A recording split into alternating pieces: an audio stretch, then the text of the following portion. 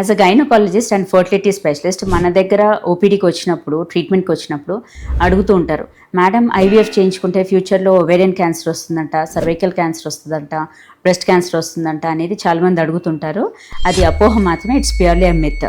అంతేకాని ఐవీఎఫ్కి వెళ్ళినంత మాత్రాన క్యాన్సర్ వస్తుంది అనేది that is out of question. And actually దాని గురించి మనం డీటెయిల్గా తెలుసుకుందాం. నేను మీ doctor Swapna Chekuri, fertility specialist from Hyderabad women and fertility centre. So basically ఐవీఎఫ్లో ఏంటంటే మనము డైలీ ఇంజెక్షన్స్ అంటే హార్మోనల్ ఇంజెక్షన్స్ ఇస్తాము ఎగ్ డెవలప్మెంట్ కోసము. ఎగ్స్ అన్ని పెరిగాక అండర్ అనెస్థీషియా ఎగ్స్ అన్ని బయటికి తీసాక then we fertilise with the sperm and embryos అనేది ఫామ్ చేస్తాం. సో ఆ ఇంజెక్షన్స్ వల్ల మనకు ఫ్యూచర్లో క్యాన్సర్ వస్తుంది అనేది అయితే ఏమీ ఉండదు. ఇందుకోసం అంటే మనకు పికప్ అయిపోయాక వాళ్ళకి నెక్స్ట్ పీరియడ్ వస్తుంది. పీరియడ్ వచ్చేసరికి ఏంటంటే బాడీలో ఉన్న హార్మోన్స్ అంతా కూడా ఫ్లష్ అవుట్ అయిపోతాయి. సో అది కూడా ఏంటంటే over chronic period of time అంటే ఇయర్స్ టుగెదర్ ఆ ఇంజెక్షన్స్ వాడినప్పుడు అప్పుడు ఎవరికో ఒకరికి అంటే హూ ఎవర్ ఈజ్ ససెప్టబుల్ వాళ్ళకి వచ్చే ఛాన్సెస్ ఉంటుంది. బట్ యాజ్ సచ్ మనం మ్యాక్సిమం కూడా like 3 to 4 stimulations at the max అన్నా కానీ అండ్ ఆ మాత్రం ఇంజెక్షన్స్ తీసుకోవడం వల్ల క్యాన్సర్ వచ్చే ఛాన్సెస్ అయితే అసలు ఉండదు.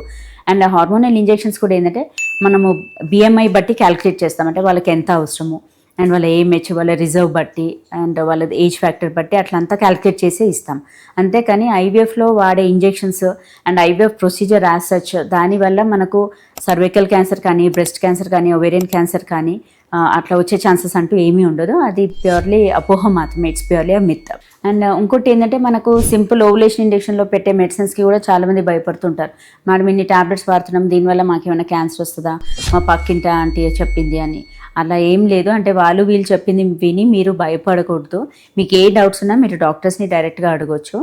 అండ్ యాజ్ సచ్ మనకు ఐవీఎఫ్ ప్రొసీజర్లో వాడే ఇంజెక్షన్స్ వల్ల మీకు ఆరోగ్యం పైన ఏమీ అంటే బ్యాడ్ ఎఫెక్ట్స్ అంటూ ఏమీ ఉండదు. చాలామంది ఇది కూడా అడుగుతుంటారు, అంటే ఆ ఇంజెక్షన్స్ తీసుకోవడం వల్ల, ట్యాబ్లెట్స్ వాడడం వల్ల మేము వెయిట్ గెయిన్ అయ్యాము అంటారు. బట్ అందులో ఏవి కూడా స్టీరాయిడల్ ఇంజెక్షన్స్ కానీ స్టీరాయిడల్ ట్యాబ్లెట్స్ అసలు వాడము. సో దానివల్ల వెయిట్ గెయిన్ అంటూ ఏమి ఉండదు.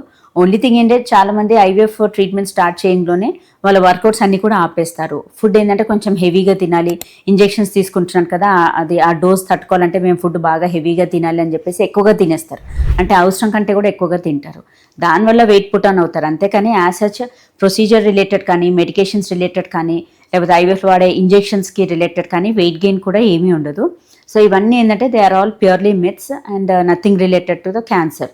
సో ఫ్రెండ్స్, ఈ వీడియోలో మనం డీటెయిల్గా తెలుసుకున్నాం కదా, ఐవీఎఫ్లో వాడే మెడికేషన్స్ కానీ, ఇంజెక్షన్స్ వల్ల కానీ ఫ్యూచర్లో మనకు క్యాన్సర్ వచ్చేది అంటూ ఏమీ ఉండదు. అది ప్యూర్లీ అపోహ మాత్రమే. సో ఈ వీడియో మీకు నచ్చినట్లయితే, ఇన్ఫర్మేటివ్ అనిపించినట్లయితే please like my video and share with your friends and needy people. Thank you.